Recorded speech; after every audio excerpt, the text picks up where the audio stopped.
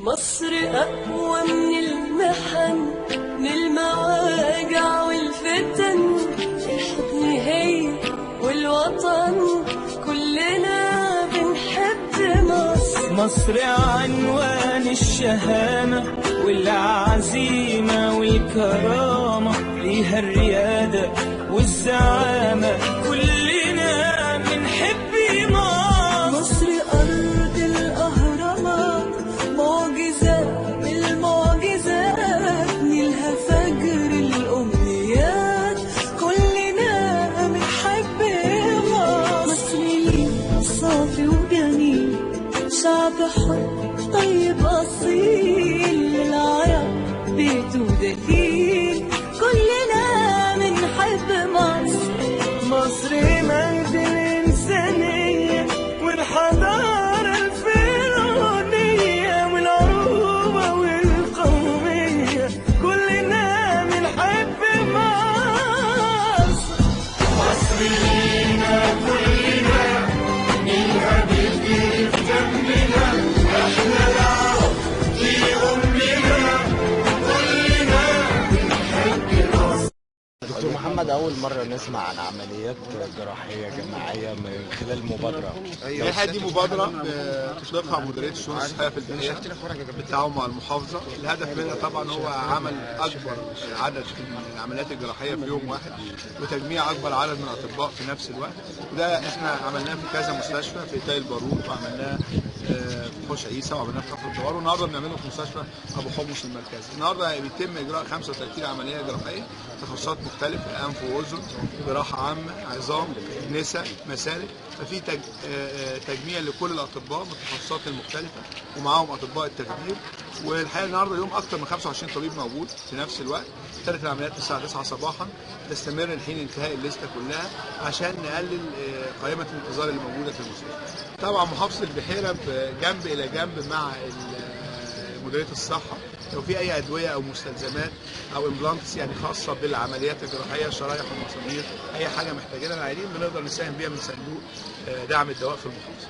هل تم ده بالفعل؟ تم النهارده. يمكن كانوا بيتكلموا اطباء المناظير ان هم محتاجين كاميرا للمنظار بتكلفه حوالي 220,000 جنيه. احنا ان شاء الله هندعمهم من المحافظه بهذه التكلفه كامله. هل المستشفى اشتكت من اي نقص في الاجهزه او كده؟ احنا لسه بنقول لهم الكلام ده، لو عندهم اي اجهزه او ادويه ناقصه احنا نقدر نساعدهم فيها ان شاء الله.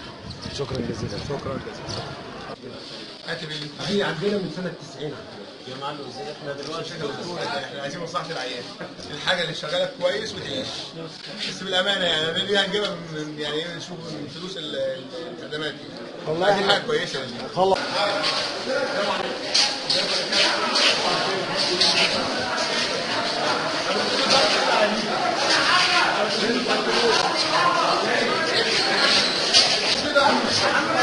ايه ده خالص؟ هو جاي اهو. ايه ده خالص؟ ايه؟ همزة عليك.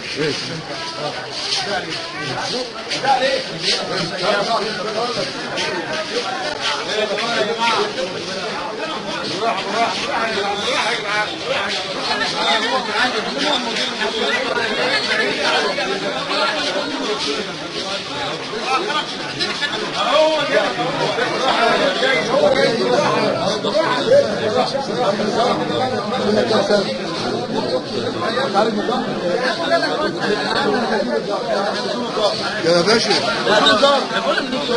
لا يا حبيبي اصل انت مش تيجي تسافر مشهور عايز تنزل ضغط، وصول الضغط يلا وريني ضغط. انت قعدت رايق.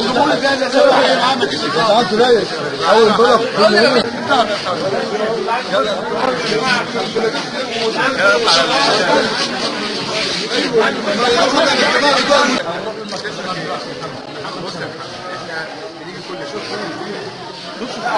بصراحه مين اللي شغال؟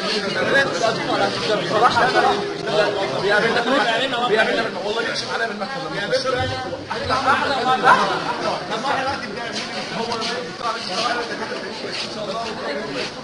احنا قلنا نفذ الدوله خلاص. هو الوقت بعد ما جاب الفلوس شاموا طيب والله لا لا لا بص يا ريس، بص العمليه اتلفت 3000 جنيه، العمليه دي بتتكلف اكتر من كده، بتتكلف 15000 جنيه. ده المفروض ده في حاجات في مساهمات شويه.